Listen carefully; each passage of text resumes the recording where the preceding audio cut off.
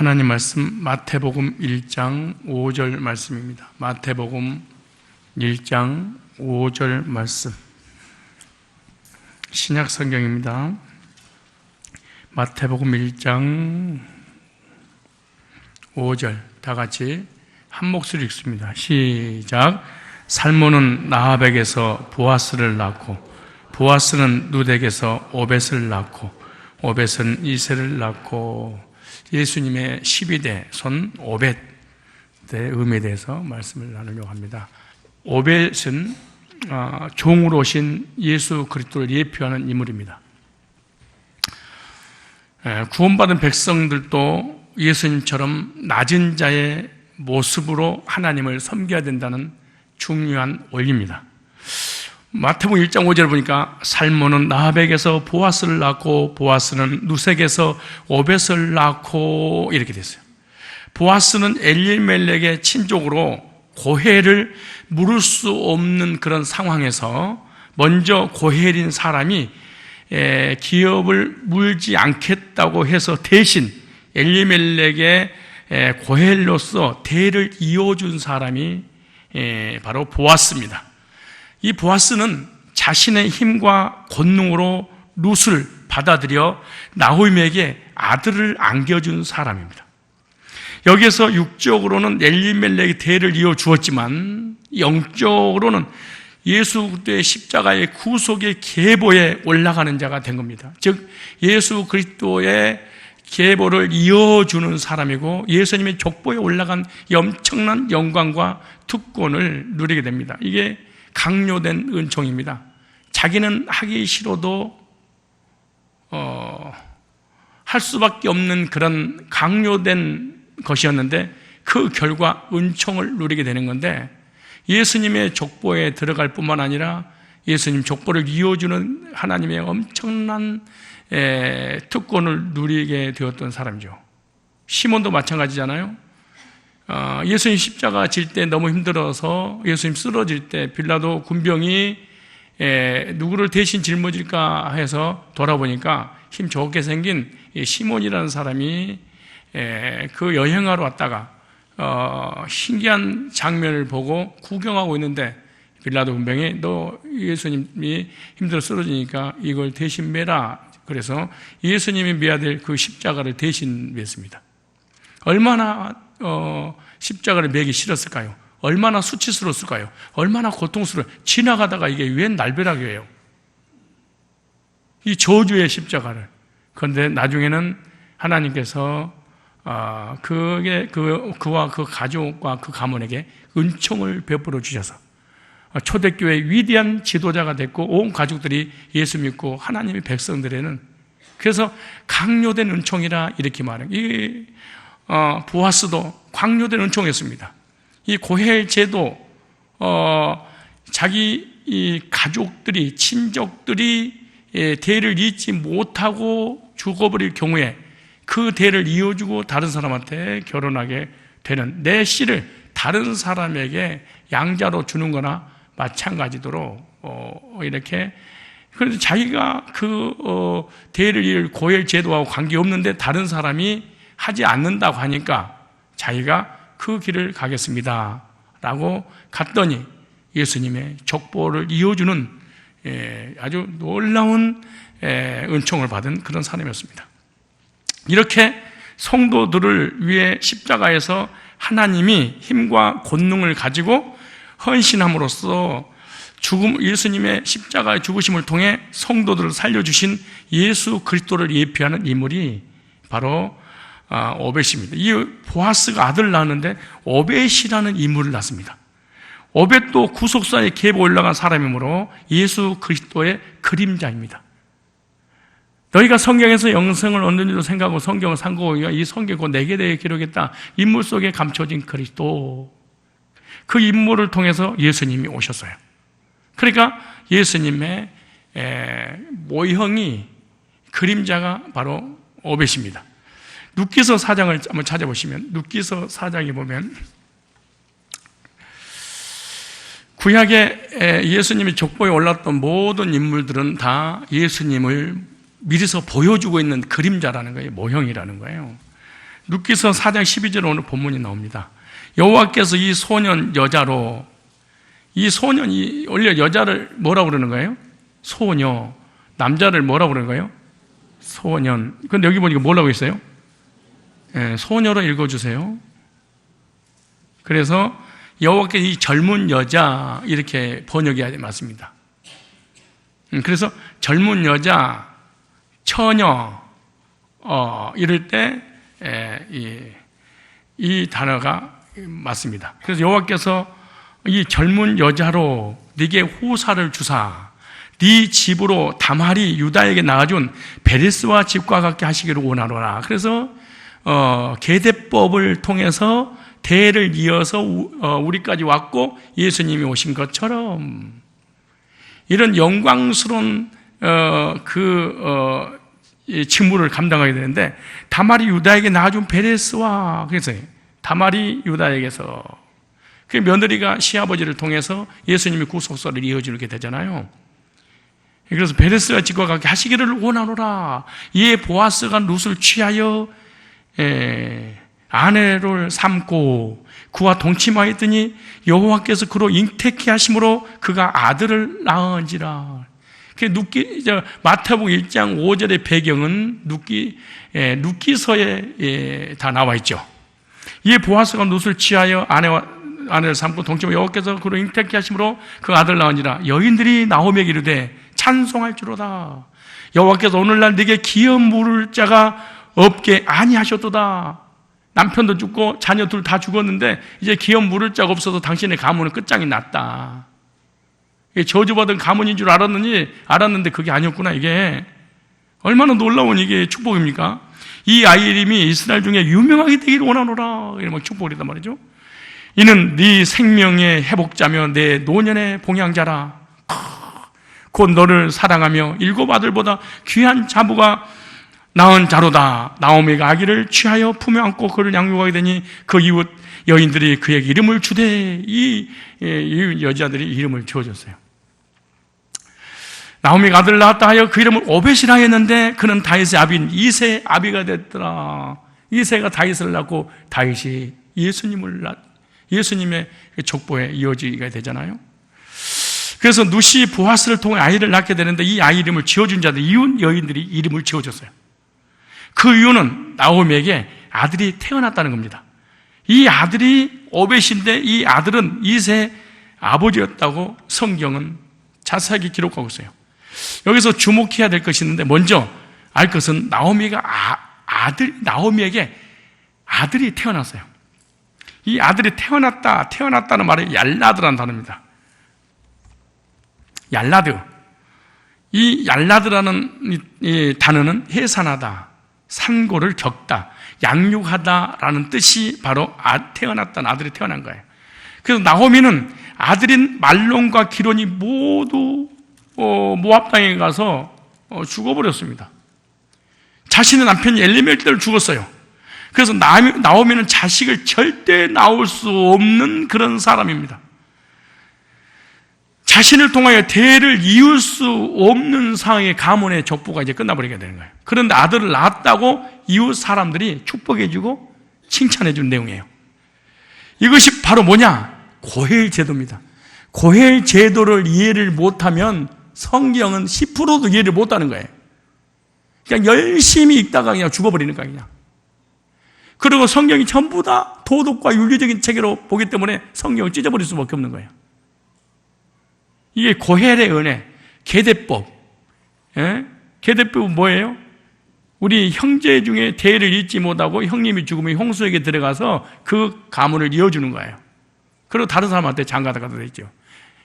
이건 꼭 이거 쌍놈들도 아니고 성경이 무슨 계족보가 있냐. 그렇잖아요.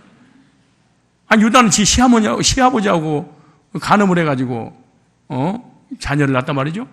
그러니까 구원받지 못한 여러분 중에 누군가 있으면은 이 성경 골 때리는 성경책이에요, 이게. 구원받지 못한 사람이 읽으면 도덕과 윤리적인 책에서 잘하라, 척하게 살아라. 그런데 그렇게 하다가 갑자기 며느리하고 시어머니하고 시어머니가 아니고 시아버지하고 썸씽 스페셜을 마쳤다는 얘기가 이게 성경이냐고, 이 거룩한 하나님의 창조주의 말씀이냐 그 말이지. 예? 그리고 형수하고 누구하고 시아지하고 도련님하고 관계를 맺어서 얘를 낳거나, 예? 이런 일이 있어요. 이게 바로 하나님께서 이스라엘 백성들을 계속 대를 이어서 예수님이 오시게 하시기 위해서 이런 계대법, 이런 고혈 제도를 만들어 놨어요. 그래서 계대법과 고혈 제도의 의미를 모르면은 성경이 이해를 할 수가 없어요. 그리고 이 룻기서는요, 며느리가 시어머니에게 끝까지 봉양하고 헌신하고 섬겼다. 그러므로 여러분들도 부모를 잘 섬기세요. 이런 책이 아니야, 성경은. 이런 책이 아니에요. 근데 성경을 전부 다 성경을 갖다 예수라고 써놨는데, 목회자들이 전부 다 이걸 도덕으로 풀어버린 바람에 성도는 전부 다 도덕책을 부모에게 잘하세요. 효대학도 나왔어요. 아예 효대학. 별 대학이 다 나왔어요. 이 기독교에서 효대학 안 해도 돼요. 유치부에서 어린이집에서 유치원에 더 잘 가르쳐요. 뭔 소리 하는 거야. 학교에서 더 잘 가르쳐요. 효가 어디가 있어요? 주님 안에서, 주 안에서 부모를 공경하라. 어디서? 주 밖에서가 아니고 주 안에서 주님의 뜻에서 공경하는 거예요. 그러니까 이 고혈 제도를 이해를 해야 됩니다. 따라 고혈 제도. 제가 고시 아니에요? 이 고혈 제도가 없다면 나오면은 절대로 아들을 얻을 수 없습니다. 가문이 저주받고 가문이 다 끊어져 버려요. 이 나오미에게 고혈 제도가 왔을 때, 나오미에게 자식들이 다 죽고 남편도 죽어버려서 대를 이을 수 없을 때, 이 보아스와 며느리를 통하여 자기에게 아이를 안겨줄 때 이 고혈 제도를 주신 하나님께 얼마나 찬양했을까요? 얼마나 기뻤을까요? 하나님께 얼마나 영광을 돌렸겠어요. 이게. 나오미는 오벳이 자신의 아들이기 때문에 이 자신이 직접 양육하는 거예요. 이 고혈 제도를 통해서 이토록 어렵게 상고를 겪었는데 자신이 육체적으로 상고를 겪은 것이 아니라, 나오미가 안 겪었잖아요. 영적인 고통의 상고를 겪었다는 게 나오미는. 이 상고를 겪은 며느리가 겪었잖아요. 그런데 나오미가 그렇게 봐요. 내가 상고를 겪었다. 이 아들인 오벳을 얻기 위해서 많은 우여곡절이 있었다, 그 말이잖아요. 왜냐하면 이 문법이요, 푸활용어로 돼, 푸활 동사로 됐어요. 이 푸활 동사라고 하는 것은 힘들고 어려운 상황 가운데서 아들을 얻을 수 없는 중에 얻었다는 것을 말씀하고 있는 거예요. 그래서 나오미에게 아들이 생겼다는 것은 절대 생길 수 없는 상황 가운데서 하나님께서 주셨다, 이렇게 말씀하고 있는 거예요. 자신이 거부할 수 없는 아들을 주셨다는 걸 말씀하고 있는 거예요. 그러니까 내가 이 룻과 이 보아스의 관계를 통해서 오벳이 나왔는데, 이 관계를 통해 오벳이 나와서 내 대를 이어줄 수 있는, 이 가문을 이어줄 수 없는, 그런 이어줄 수 있는 상황이 0.1% 기대도 안 했다는 거예요, 이 사람은.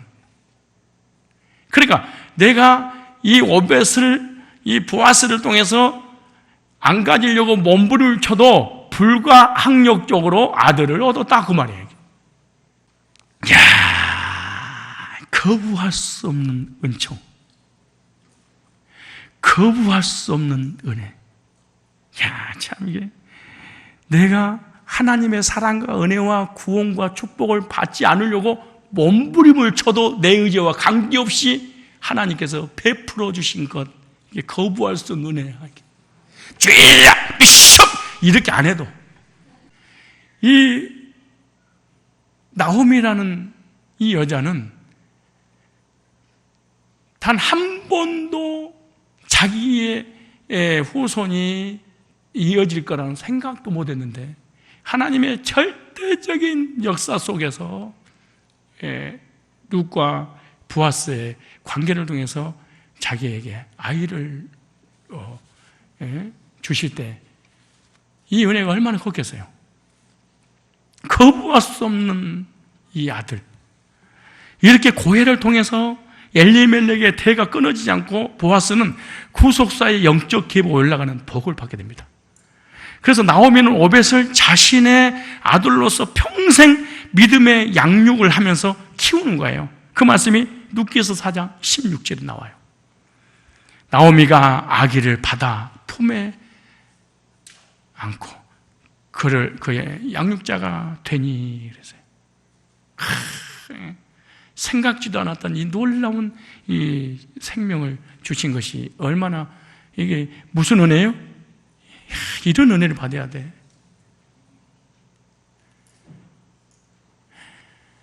그래서 여러분들도 예수를 믿고 있는데 마음이 평강이 없고 맨날 스트레스 쌓이고 짜증이 나면 구원 안 받았다고 생각하고 구원 상담을 다시 하셔야 됩니다. 농담으로 하는 게 아니고, 나는 내 인생에 스트레스가 쌓이고 우울하고 남편도 싫고 아내도 싫고 나 삶이 싫다. 그럼 진짜 구원 받아야 돼. 왜냐면은 마음의 평안은 환경을 이기기 때문에 그래. 적어놔. 또 잊어버릴 줄 어떻게 알겠어. 마음의 평안을 유지하는 이유가 뭔 줄 아세요? 환경은 그대로 있는데 이기기 위해서 그런 거야. 여러분, 명예와 물질과 아내와 남편과 자녀들이 나를, 환경을 예쁘게 해주는 게 아니야. 환경은 그대로 과부야. 환경은 그대로 호랩이야. 환경은 그대로 아파. 환경은 그대로 물질이 있어. 환경은 그대로 남편이 나를 속을 새고 괴롭혀. 근데 마음의 평강이 오면 그걸 이겨낸다니까. 마음에 평안이 없고 안식이 없는데 남편이 괴롭혀 죽었다고 봐야 돼. 일단은 마음에 평안이 오잖아요. 그럼 남편이 못된 짓을 해도 그렇게 아름다워 멋있어 보여.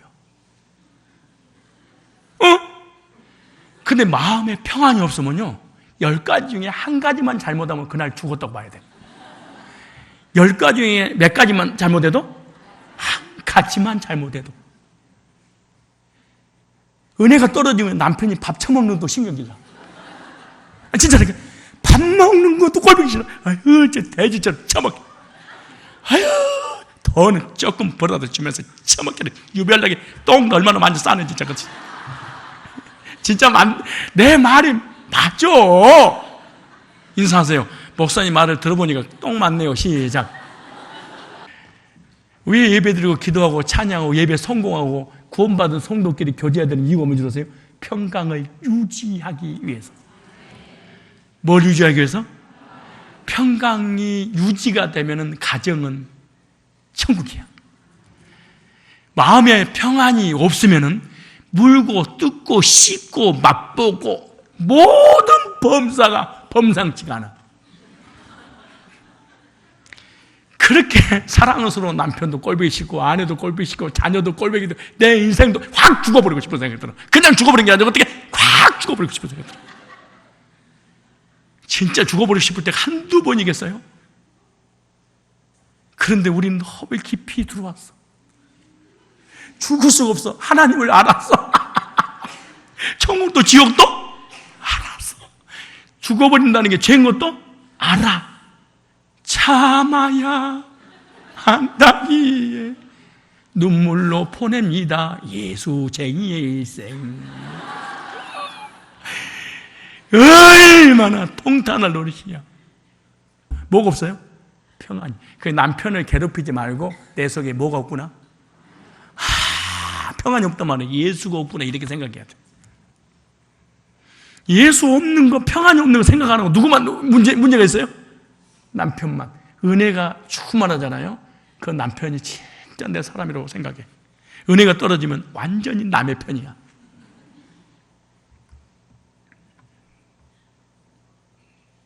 말을 들어보니까 맞는 것 같아요? 꼭 맞은 것 같아요? 꼭 맞아. 어느보다 남편 괴롭히면 돼, 안 돼? 그럼 남편이 괴롭히는 순간 내 안에 누가 없다?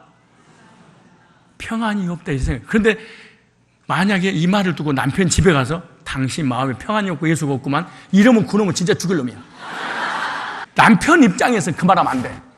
여보, 내가 얼마나 속을 새기길래 당신의 평안을 뺏어가서 이렇게 말을 해야지. 오늘 목사님 말씀 들었지 너? 내가 어쩌면 오늘처럼 은혜 받는 날은 나는 없었어. 역시 목사님은 참 가정적이고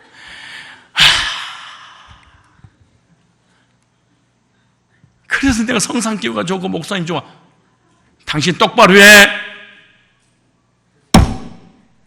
평안이 없으니까 나를 괴롭히는 거 아니야? 목사님 말씀하셨잖아. 내가 목사님한테 일러? 이렇게 남편 입장에서는 절대 그러면 안 돼. 이 바보야, 멍청아. 그런 가정 빠게 돼버려. 그래서 왜 두 가지를 동시에 해준 줄 아세요? 가정 불화 안 생기려고. 오늘 같은 날 남편이 다 가서 뭐라는 줄 아세요?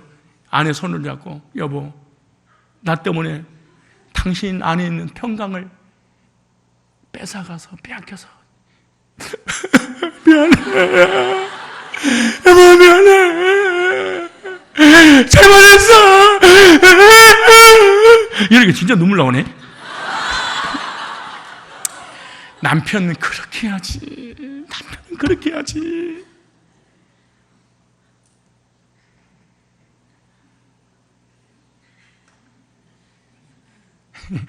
내가 너무 미안해. 속 얘기를 다 해버렸어, 미리서.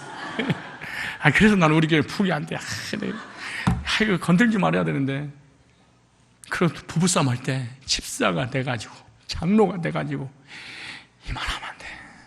큰 죄야.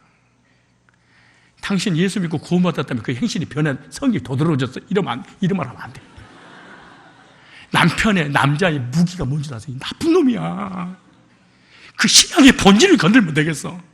남편은요, 믿음이 없는 데다가 아내가 조금만 기분 나쁘게 얘기하잖아요. 꼭 그 얘기해. 구원받았다며? 아니, 하나님 자녀라며? 아니, 은혜 받았다며? 근데 나한테 그래? 그러면 안 받은 거예요, 당신. 당신 꼬라지를 보니. 당신 이중 인격자야. 집구석에 들어가 봐봐. 그러면서 목사님이 당신 알 것 같아? 모를 것 같아. 목사님 속은 거야, 당신한테. 왜? 교회 가서 아멘, 아멘. 막 설거지하고 부엌에 막 청소하고 그러니까 목사님이 당신한테 속은 거야, 속은 거. 확 일러버려. 남편은 그러면 된다, 안 된다? 안 되는 거야. 남편은 아내 손을 잡고 딱 꼭 그렇게 해야 돼. 집에 가서 내가 지금까지 상처 줬던 건 미안해. 나 때문에 은혜를 까먹고 평강을 잃어버린 거 내가 가슴 아프네. 내가 잘할게. 이렇게 해야 되는 거야, 남편 입장에서는.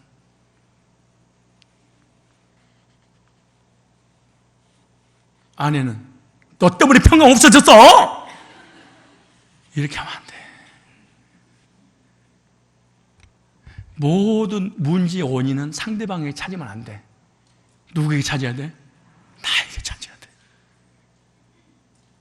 인사하세요. 오늘부터 어떤 문제가 오거든 원인을 나에게 찾겠습니다. 시작.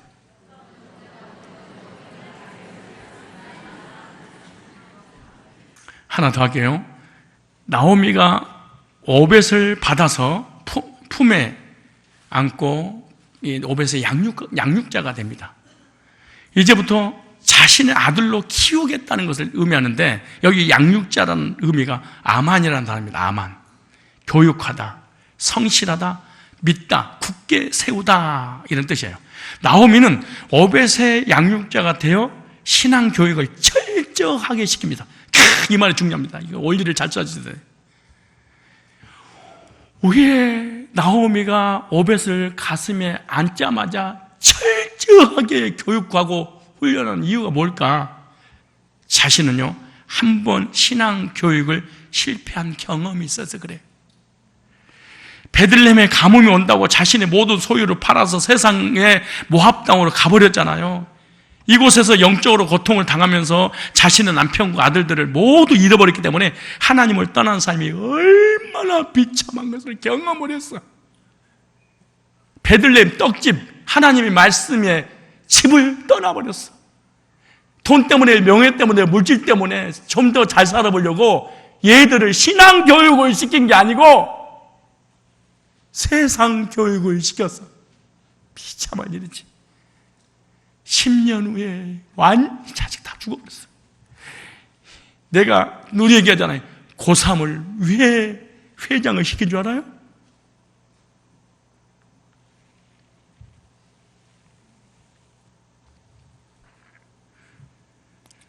왜 임원을 시키고 회장을 시킨 줄 아세요? 그 바쁜 시간에? 고3 때 공부에 미쳐버리면 대학 때는 영원히 주님 곁을 떠나버려요.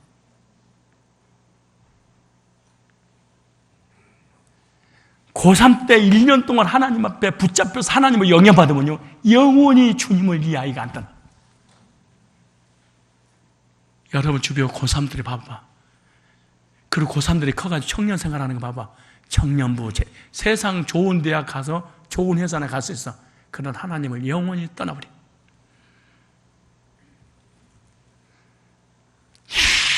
나오미 첫 번째 말씀의 집, 은혜의 집, 수요 예배, 주일 예배 떠났더니 돈이 잘 벌릴 줄 알았더니 돈에 결코 미쳐서 남편 죽었지, 아들 둘 죽었지. 그 아들이 또 하나 나왔어. 굶어 죽는 아이더라도 이 아들을 철저하게 영적 교육, 신앙 교육, 예배 교육, 은혜 교육, 말씀 교회 안에 살도록 해야 되겠다. 이걸 깨달은 거예요.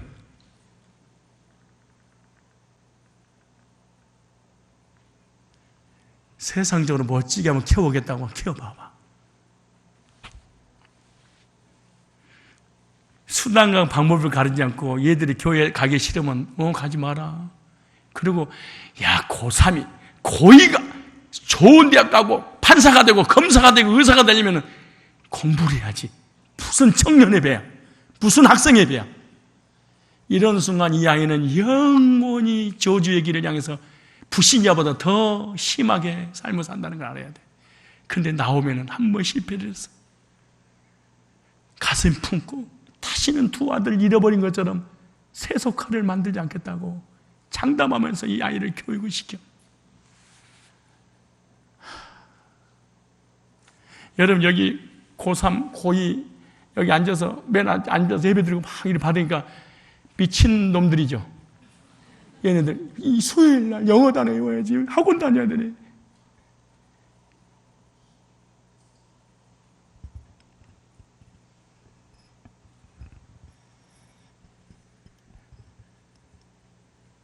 세상적으로 얘는 날라리 같죠?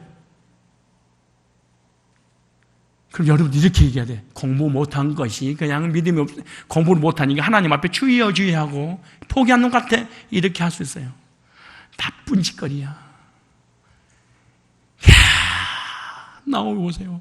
이 두 아들을 모압 땅에 가서 잃어버렸잖아요. 세상에 나가서 잃어버리고 난 다음에 다시 베들레헴 말씀의 집으로 와서 이 오벳을 자기 후사로, 엘리멜렉이 테렐이 후사로 자기 아들을 키웠잖아요. 키우다 어땠을까요? 나 죽어도 교회 안 떠날 거야. 죽어도 말씀 안 떠날 거야. 굶어 죽어도 세상적으로 거지가 돼도 이 아이를 하나님의 백성으로 키울 거야.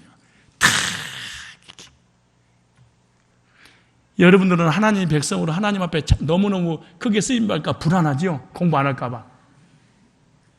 불안할걸? 걱정될걸? 얘들이 혹시 하나님을 너무 잘 믿어버릴까 봐 불안할걸? 왜? 세상으로 키워야 되는데. 하긴 나도 그 생각하더라고. 고3이 공부 좀 해야지. 맨날 교회에서 하니까 나도 그럴 때가 있어. 목사인데. 여러분들도 나오미 두 아들처럼 다 죽여버리고 다른 사람 데려다가 양자로 키울 거예요? 이렇게 안 된다고? 나오미는 그 경험한 거야. 떡집, 예배를 떠나고 말씀을 떠나니. 그래서 떠났다고 하겠어요?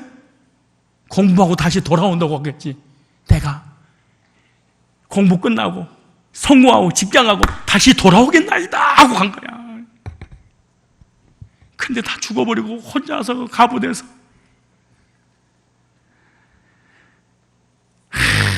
영적으로 고통당하고 가족들 다 잃어버렸을 때 그 얼마나 비참했을까요? 그래서 어렵게 자신의 아들이 생겼는데 이 아들만큼은 하나님 앞에 충성된 자로 키우겠다고 다짐을 합니다. 그래서 믿음을 철저하게 강조하고 이러한 어려움과 고통 속에서도 절대 믿음이 흔들리지 못하도록 굳게 세워주고 있다는 의미입니다. 그렇다면 이제부터 우리도 자녀들의 신앙교육을 나오미처럼 해야 되겠다 그 말이에요. 하나님이 알아서 할 거니까 냅두라고요?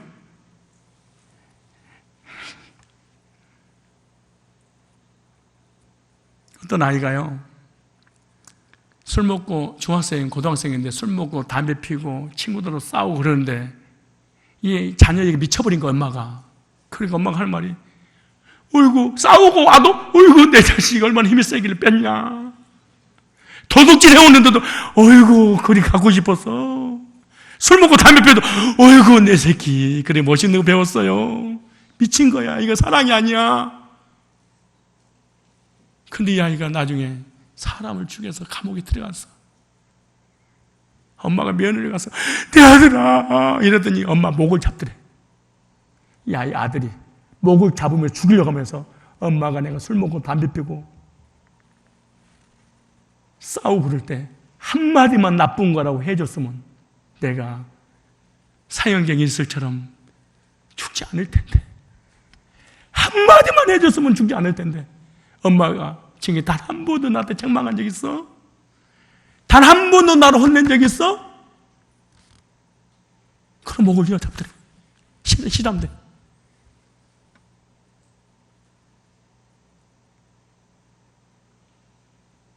술을 먹든 담배를 피든 교회에 나오든 말든 간에 인정해주고 세워주고 높여주고 존중해준다고 언젠가 하나님 만나고? 내가 예언할까요? 영원히 돌아올 수 없습니다. 여러분들이 지금도 아직 신앙을 모르는데 모세가 뭐라는 줄 아세요? 애굽의 세상에서 얻는 잠깐 얻는 이 쾌락을, 그래서 무슨 말이냐면은 이 인생의 쾌락이 얼마나 즐거운지 그 쾌락을 놓을 수 없었다는 거예요. 세상 사람들이 왜 교회 못 다니는 줄 아세요? 쾌락 때문에 못 다니는 거예요. 세상에서 스포츠라든가 이런 인생이 돈 벌고 명예, 물질, 권세, 이 쾌락이 얼마나 즐거운 줄 아세요? 이것이 못 돌아온다. 근데 돌아온다고? 거짓말하기는. 얘들이 지금 말을 듣는다고요? 시집 장가 가는 순간 영원히 주님을 떠날 겁니다. 내가 100% 예언하죠. 안 떠난다고? 거짓말하기는. 안 떠날 거예요. 엄마가, 아빠가 돈이 좀 집 한 채, 두 채 있을 거예요. 안 떠난 거예요. 그래서 교회 왔다 갔다 가져주는 거야. 언젠가는 그거 노리려고 교회를 다니는 거지. 어렸을 때 이거 안 잡아주잖아요. 영원히 못 잡아줍니다. 못 잡아줍니다. 여러분의 청소년 때 술, 담배 하잖아요. 18, 막 17, 막 친구들 만나면 한 번 담배, 술은 영원히 못 끊어요. 교회 다녀도 못 끊어. 인이 바뀌어서 구원 받아도 그걸 못 놔. 손가락 보면 땡기고 싶어. 제 손가락도 빠려야 돼. 왜? 인이 바뀌어서 힘든 거야. 이거요, 습관 못 버리는 거예요. 진짜 못 버리는 거예요. 부모님이 때리고 혼내고 신앙생활 잘하라고 붙잡아주고, 이것이 얼마나 큰 힘인데 얘들을 방치해버려. 죽습니다. 구원은 두 번째 주고 인상 이 세상에서 베려버려요. 말이 맞아요.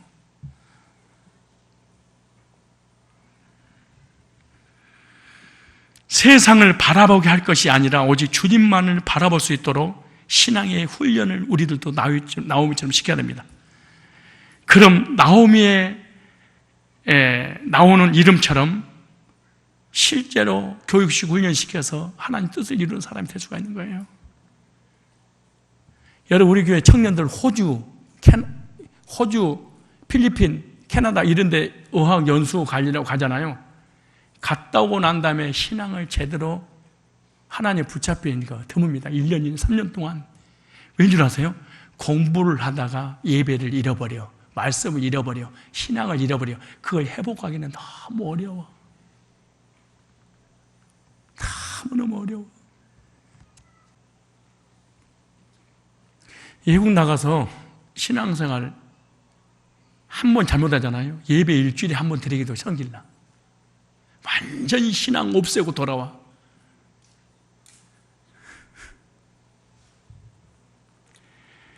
여기 보니까 양육자라고 하죠. 양육. 아만이라는 단어인데, 이 나오미는, 이 나오미의 이름의 의미가요, 아름다움, 즐거움, 정결한 이런 뜻입니다. 나오미는 한 번 신앙의 교육에서 실패했기 때문에 인생의 쓴맛을 보았습니다. 그래서 자신의 이름을 뭐라고 하냐면, 누가서 1장 20절에 보니까 나오미가 그들에게 이르되 나를 나오미라 칭하지 마라. 말하라, 칭하라. 이는 전능자가 나를 심히 괴롭게 하셨습니다. 이게 나오미, 이 말하는 말은 괴롭다, 고통스럽다. 모압 땅에서 온갖 고통을 다 당했어. 물질의 고통, 은혜 떨어져, 말씀 떨어져, 믿음 떨어져, 신앙 떨어져, 하나님 없이 불신자하고 똑같이 살았어. 그 결과 두 아들 죽었어. 남편 떠나갔어. 얼마나 많은 시련과 고난과 환난을 겪었겠습니까? 그러나 오벳을 아들로 얻고 난 이후에 원래 이름의 나오미의 뜻이 있는데, 기쁨과 즐거움과 정결함을 오벳에게 가르쳐줘서 하나님 앞에서 이와 같은 삶을 살아갈 수 있도록 철저한 신앙 교육을 하고 있는 모습 바뀌어버렸어요. 옛날에 세상에서 키웠는데 이제는 하나님 앞에서 키우겠다는 거죠. 돈 못 벌어도 괜찮다는 거야. 굶어 죽어도 좋다는 거야. 명예 없어, 물질 없어도 공부를 못해도 괜찮다는 거야.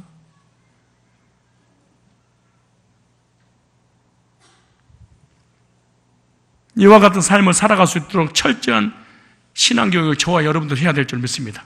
그럼 우리는 오벳이라는 인물을 통해서 예수 그리스도의 그림자를 보게 되는데, 오벳은 힘들고 어렵게 이 땅에 탄생한 인물입니다.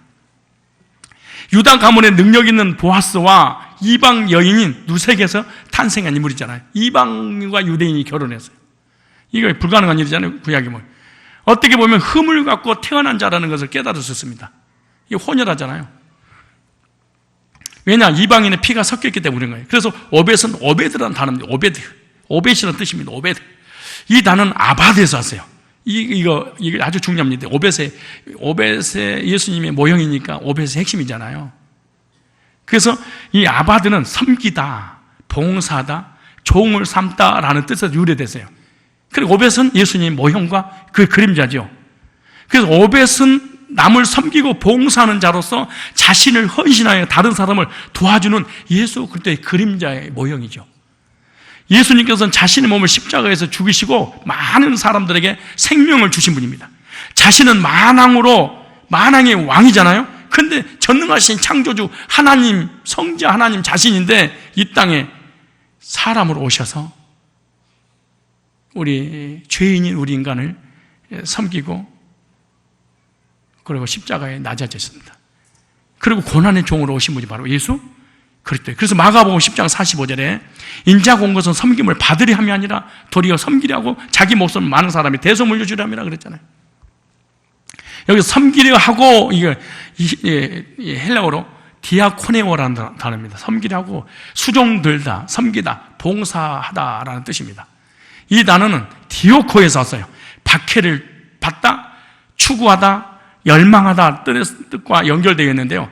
주님께서는 이미 구약에 예언되어 있기를 고난의 종으로 이 땅에 오셔서 십자가에 죽으실 것을 기록하고 있어요.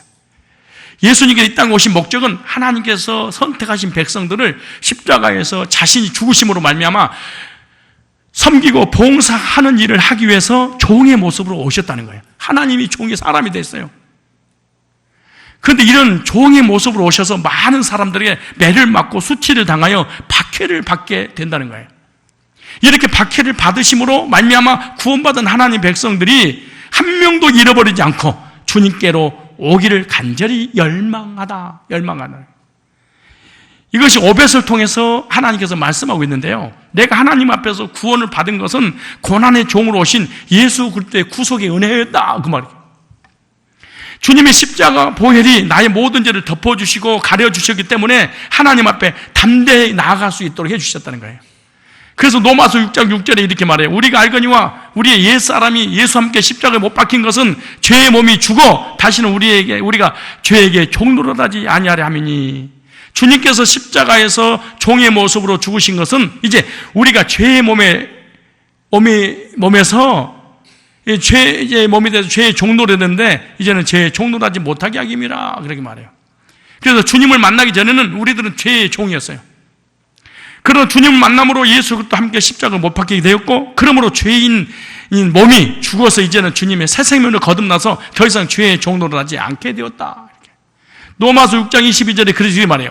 그러나 이제는 너희로 죄로부터 해방되고 하나님께 종이 되어 거룩함 이르는 열매를 맺었으니 그 마지막은 영생이니라 이랬어요. 여기서 죄에서 해방되고 할 때 해방되고 엘류데로라는 단어인데요, 자유롭게 하다, 풀어주다, 해방되다라는 뜻이에요. 이제 우리가 예수 그리스도를 믿음으로 말미암아 죄악에서 풀어짐을 당하고, 그래서 죄악에서 풀어졌다는 거예요. 그 이유는 주님이 십자가에서 대신 죄악의 몸으로 달리셨기 때문이에요. 그리고 나서 나를 죄악에서 영원히 해방시켜줬다는 거예요. 그래서 죄에서 자유롭게 되었으며 담대하게 하나님의 의로움에 참여하게 된 성도가 됐다 그 말이에요. 이렇게 해방된 것은 예수 그리스도의 십자가의 구속의 복음 때문이었다. 그런데 중요한 것은 이렇게 내가 구원받고 죄에서 해방될 수 있었던 것은 하나님께서 나를 만세전에 이미 구원하기로 계획하셨다 이렇게 된 거예요. 내 스스로 죄에서 해방되고 갑자기 예수를 믿으니까 해방시켜준 게 아니고 만세전에 죄에서 해방받기로 예정됐고, 예정된 그것이 하나님 섭리 가운데 복음을 듣고 해방됨으로 하나님의 계획이 성취되었다. 그런데 중요한 것은 이렇게 내가 구원받고 죄에서 해방될 수 있었던 것은 하나님께서 어떻게 했다? 구원하기로 계획되었다, 예정됐다는 거지. 그랬더니 내가 예수 그리스도를 믿게 되었다. 그러니까 예정됐으니까 믿게 된 거예요. 그 믿음을 통해서 현재 나는 죄에서 자유로 몸으로 살게 되었다는 것을 말씀하고 있는 거예요. 그럼 이렇게 구원받은 나는 어떤 인생을 살아야 될까요? 이 결론입니다. 오벳의 인생처럼 봉사의 삶을 살아야 되지 않겠냐. 예수님께서 오벳의 그림자로 오셨잖아요, 실체로. 그래서 오벳은 일생을 사는 날 동안에 헌신하며 다른 사람을 섬기고 하나님을 섬기는 삶을 살았는데, 예수님의 그 오벳의 그림자인 실체이신 예수님이 오셔서 실제로 죄인을 섬기었어요. 어떨까? 십자가에서 죽으시게 섬겼어요. 그러면 너희들도 구원받았다면 예수님처럼 오벳처럼 섬기고 봉사의 삶을 살아야 되지 않겠냐 그 말이죠. 그래서 성도들에게 성경이 뭐라고 하냐면 에베소서 4장 11절로 12절 한번 찾아보세요. 우리에게 적용하고 정리하겠습니다. 에베소서. 자, 보세요. 에베소서. 자,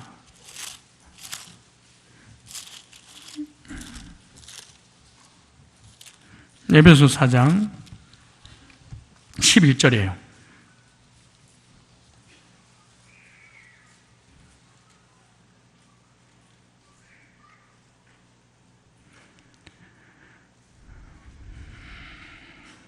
자, 보세요. 이 구원을 어떻게 표현해내가 볼까요? 8절에. 그러므로, 4장 8절에요. 그러므로 이르기를 그가 위로 올라가실 때 사로잡힌 자를 사로잡고 사람에게 선물을 주셨다. 그래서 사망의 그늘에서 우리를 벗어줬잖아요. 그런데 보세요. 올라가셨다 하였으니 즉 땅 아래 곳으로 내려셨던 것이 아니 무엇이냐. 십자가 죽으시고 부활 사건인데요. 내리셨던 그가 그 모든 하늘 위에 오르신 자니 이는 만물 중에 충만케 하려 하심을. 보세요. 만물을 충만케 하신 자라요. 잘 보세요. 그리고 예수님 죽으신 거 부활을 승천을 통해서 구원받은 우리들에게 하나님께서 은사를 주셨대. 그럼 구원받으면 어떤 일이 벌어지냐? 반드시 11절의 사건이 벌어지는 나한테. 그러니까 우리의 구원은 추상적이고 막연한 게 아니에요. 예수님 죽으신 거 부활과 승천을 통해서 거듭남의 경험을 했으면은 11절에 만물을 충만케 하는 이 복을 주시는데 어떻게 주시냐? 교회를 통해서 주신대. 자, 보세요. 11절에 그가 혹은 뭘로? 사도로, 혹은 뭘로? 선지자로, 혹은 복음 전환자로, 혹은 목사와 교사로 세우셨으니. 잘 보세요.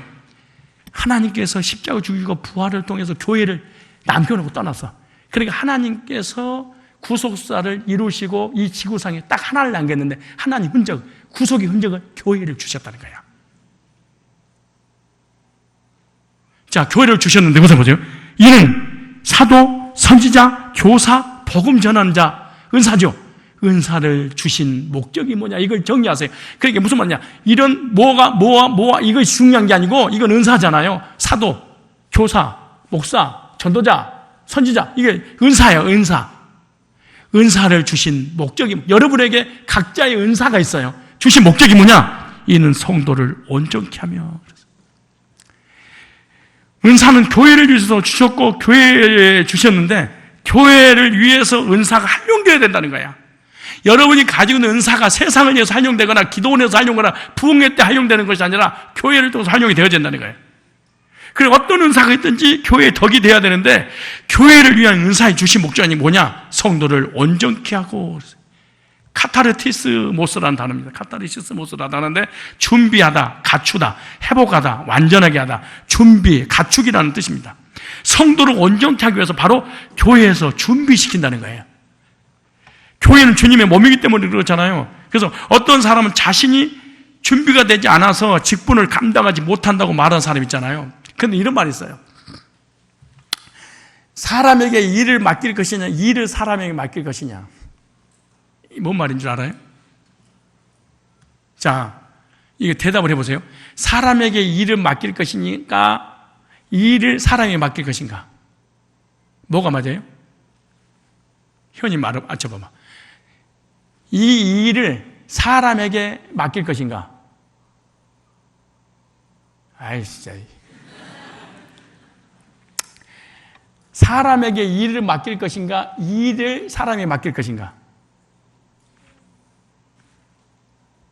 사람에게 일을 맡길까? 일을 사람에게 맡길 것인가? 현이 못 알아들었어? 승인이 알아들었어? 아니, 사람에게 일을 맡길 것이 일을 사람에게 맡길 것인가요? 뭘 어려워?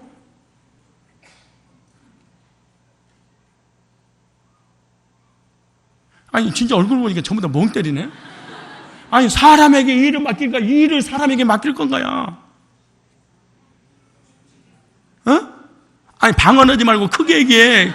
못 알아, 괜히 틀릴까봐 엄버부리지 말고 자신있게 들려보세요. 사람에게 일을 맡길까? 일을 사람에게 맡길 것인가요?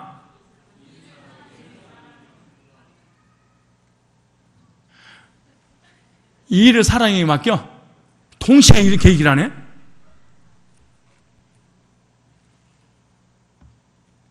그래서 교회가 무너지는 거야. 심각한 문제야. 교회는 커져가는데 일꾼이 없으니까 아무에게나 그 일을 맡겨버리는 거야. 그러니까 일을 사람한테 맡겨버린 거야. 그러니까 일거리가 있는데 이 사람의 능력을 안 보고 일을 그 사람, 그러니까 주일학교 교사 해주세요. 성가대도 해주세요. 이거, 주방에 청소도 해주세요. 전도자도 해주세요. 실력은 없는데 일을 맡겨버린 거야. 과부하 걸리는 거야. 무슨 말이냐? 사람에게 일을 맡겨야 돼. 사람에게 일을 맡기려고 하냐? 일을 감당해서 능력 있는 사람이 맡겨야 된다는 거야. 무슨 말이냐? 목자가 없으니까, 간사가 없으니까 너 주일학교 간사 이렇게 하면 안 돼. 대부분 교회들이 주일학교 교사, 얘들이 많은데 교사가 없으니까 교회 온 지 3개월도 안 됐는데 교사하세요.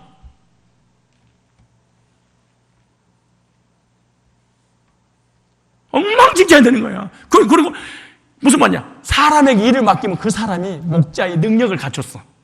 그러면 그 일 때문에 눌리거나 그 목장이 부흥되지 않는 게 아니야.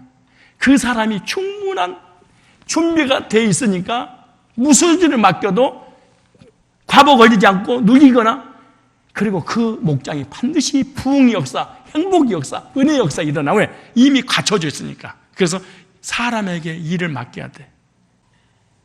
할 사람이 없으니까 선교사, 목사가 되면 안 되고, 목사, 선교사의 자격이 준비됐으니까 이 일을 맡겨야 된다는 거야. 이게 어려운 말 같은데 엄청나게 깊은 얘기야. 준비가 안 됐는데 목자로 맡기면 그 목장이 그냥 없어져 버리는 거야. 목장 예배도 안 드리고 다시는 목자를 세우면 안 돼. 능력도 실력도 없는데 교회가 오래 다니고 직분을 맡았고 안 맡기면 큰일 날 것 같으니까, 그러면은 이 사람은 절대로 드리고 싶어 드리고 안 드리고 싶어 안 드리고 엉망이 돼버리는 거야. 다시 전도사들한테, 간사들 얘기하는 거야. 사람에게 일을 맡겨라. 일을 시키지 말고. 그래야지 그 공동체가 탄탄하게 팍 아름답게 성장을 해나가. 그리고 열매가 쫙쭉 열려. 능력이 없는데 일을 맡겨버리니까 감당이 안 되는 거예요.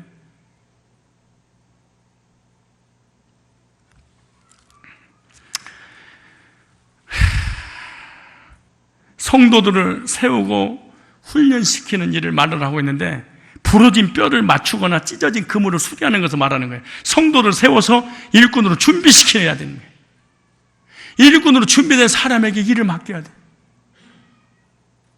준비가 안 됐는데 일을 맡겨버리니까 문제가 터지는 거예요.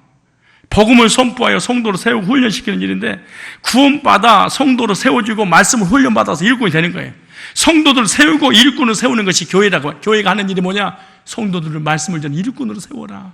복음을 전해서 구원받게 만들고, 말씀을 전해서 일꾼을 세우고 그에게 목자의 직분을 주어라. 이게 사도, 선지자, 교사, 목사, 전도, 은사자가 하는 일이란다. 구원도 안 받았어. 훈련도, 말씀 훈련도 안 됐어. 그런데 목자를 시켜버렸어. 그러니까 목자가 될 때는 이론적인 구원 말고 진짜 구원 받았는가 반드시 물어봐야 돼. 확인해야 돼. 구원이 안 돼버리면 이 사람 목자로 세우면 큰일 나는 거야. 그 양떼를 다 흩어져 버려. 왜? 내 생명이 없는데 누구에게 젖을 먹이겠냐고.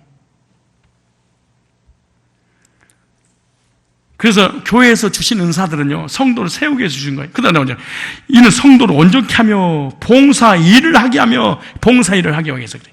이 디아코니아라는 단어, 봉사, 직무, 집사의 직무를 얘기하는 거예요. 그래서 봉사 일은 하나님 나라를 위해서 하는 거예요. 구원받은 성도는 봉사 일을 하는 거죠. 그리고 은사를 주신 목적이 뭐냐? 봉사를 하게 하기 위해서 그런 거다 그랬어요. 근데 봉사를 하지 못한 이유가 뭐냐? 두 가지 때문에 구원받지 못해. 성도가 안 돼서. 두 번째, 말씀으로 훈련이 안 되니까 시킬 수가 없어. 그 다음 보세요. 마지막입니다. 여기 보세요. 여기 그리스도의 몸을 세우게 합니다. 그랬죠. 그리스도의 몸. 그리스도잖아요. 무슨 말이에요? 교회를 성장시키고 성숙시키게 하는 일이다. 그리스도 몸이니까. 그래서 은사를 주신 이유는 그리스도의 몸인 교회를 성장시키기 위해서 주셨다는 거예요.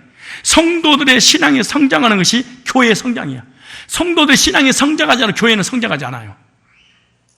은사를 가진 사람들이 봉사에 사역을 할 때 성도와 교회가 성장해 나가는 거죠.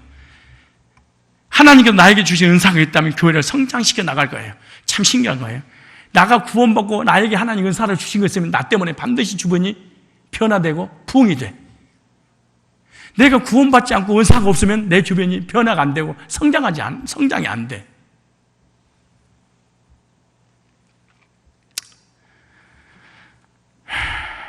그 이유가 뭐냐? 그리스도의 몸된 교회를 세우기 위해서 하나님 은사를 주셨다. 그런데 하나님께서 교회에 직분을 주신 이유는요, 이 교회의 직분을 주시기 전에 그 직분을 감당할 수 있도록 하나님 훈련을 시키고 실력을 갖추는 거예요. 그러니까 우리가 완벽하게 실력을 갖추는 게 아니에요. 이렇게 예배드리고 말씀으로 훈련받으면 조금씩 성장해 가면서 함께 같이 이 공동체를 이뤄나가게 되는 거죠. 그래서 직분을 수행하면서 신앙과 믿음이 성숙되어 준비되는 것이고, 완전하게 갖추어져서 봉사하면 주님이 다시 이 땅에 나를 데리러 오실 때가 주님 몸된 교회를 섬기라고 직분을 맡겨주셨다는 거예요. 직분을 감당하는 것은 항상 주님의 몸에 동참하는 삶을 산다, 이렇게 생각하시면 됩니다. 우리가 언제 주님과 함께 살겠습니까? 또 언제 주님이 나와 함께 한다고 함께하는 체험을 하겠습니까? 그때가 바로 주님의 몸된 교회에서 자신이 맡은 직분을 가지고 봉사할 때 주님의 임재를 경험을 해요. 그러니까 주님의 나라를 위하여서 헌신하고 수고하고 예쓰는 게 없으면 하나님 임재를 한 번도 경험하지 못하고 신앙생활을 해. 하나님 경험을 못해. 목자 같은 교회는 하나님을 경험을 많이 해.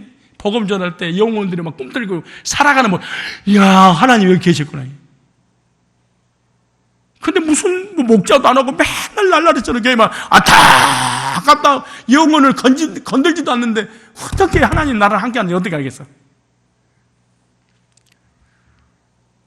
그때 주님을 체험하게 되고 기쁨이 넘치고 주님의 사랑을 받고 있고 사랑을 하게 되는구나, 이걸 깨닫게 되는 거예요.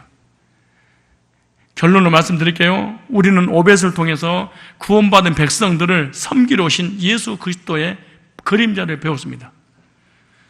주님은 하나님이시지만 자신을 종의 모습으로 이 땅에 가장 낮은 자의 모습으로 오셨어요. 도리어 우리가 섬겨야 되는데 주님이 도리어 우리를 섬겼어요. 그렇기 때문에 주님은 영광받기 합당하신 분이었다, 그렇게 말해요. 그런데 나의 대속물로 오셨다고 말씀하시면서 말로만 끝난 것이 아니라 직접적으로 실행에 옮기셔서 십자가에 자신의 목숨을 죄값으로 실제로 치러버렸어요. 실행에 옮기셨어. 그래서 내가 현재 죄악에서 해방되어 자유로운 몸이 됐다는 거예요. 의의 종이 됐다는 거예요. 하나님의 백성이 됐다는 거잖아요. 죄에서 해방되고 의로운 자가 돼서 하나님과 동행하는 하나님의 백성이 되는 거예요. 왜? 예수님의 섬김의 실행의 열매가 우리들이잖아요. 그렇다면 이제부터 우리는 주님의 은혜에 보답하기 위해서 주님 몸된 교회에서 최선을 다해 충성하면서 봉사의 직무를 수행해야 됩니다. 복음을 듣고 구원받은 성도가 되고, 구원받은 성도가 돼서 말씀으로 양육받아서 다른 사람을 세워나가는, 섬기는 일을 해야 됩니다. 그래서 구원받은 사람은 나 때문에 누군가 주변이 반드시 달라지게 돼 있어. 막 변화가 돼. 목장이 변화되고, 만나는 사람이 막 바뀌어지고, 나는 집사님 때문에, 목장 때문에 내 인생이 행복했어요. 나는 아까 어떤 자매가 선물을 가지고 가서 막 자랑하길래 나 주는 줄 알고 스승의 날이어서, 그래서 내심 속으로 마음의 준비를 할 때 날 주면은 어떻게 감사의 표현을 할까, 이렇게 말을 할 준비도 다 했어 내가. 그런데 김지영 집사님을 딱 주는 거야. 내가 아니네. 그런데 하는 말이 기가 막히게 말하더라고.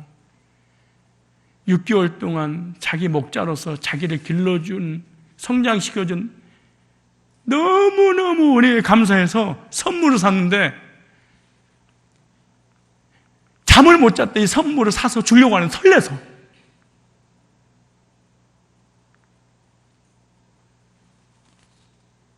이게 내 삶의 열매들이잖아요. 내 주변에 나 때문에 막 사람이 변화되고 눈물 흘리고 감격하고 말이에요. 이게 하나님 임재를 경험하는 거잖아요. 어떠세요? 오벳처럼 섬김의 삶을 살았듯이 또 예수님이 그 섬김의 본을 보여서 구속을 완성하심으로 우리가 구원의 열매를 맺게 됐고, 우리가 구원을 받았다면 우리를 통해서 누군가가 하나님 몸된 교회 지체들이 나를 통해서 복음을 듣고 구원받고 말씀을 통해 양육받아 성장하여 이 일을 당신에게 맡겨도 되는지, 아니면 당신이 이 일을 맡아야 되는지.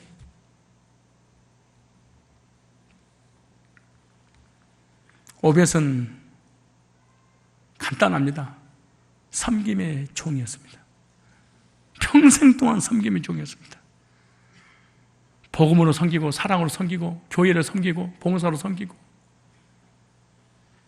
일생을 사는 동안 나오미는 우리 자녀들 세상에 보내지 않을 거야. 세상에서 꼴뚜기도, 세상에서 밑바닥이 내려가도 다시는 내 자녀 잃어버리지 않을 거야. 하나님의 집에서 키우기로 작정했고, 그 영적으로 성장시켜놨더니 그 후손을 통하여 메시아가 오셨어요. 그리고 메시아가 오셔서 섬김의 본이 되었고, 섬김의 본을 통해서 우리가 구원받았어. 우리도 주님의 몸된 교회에 은사를 주신 거 섬겨서 나 때문에 주변 사람들이 놀라운 하나님 만나서 변화되는, 그리고 또 섬김의 열매들이 맺게 되는 그런 은혜를 경험하시기를 주님의 이름으로 축원합니다.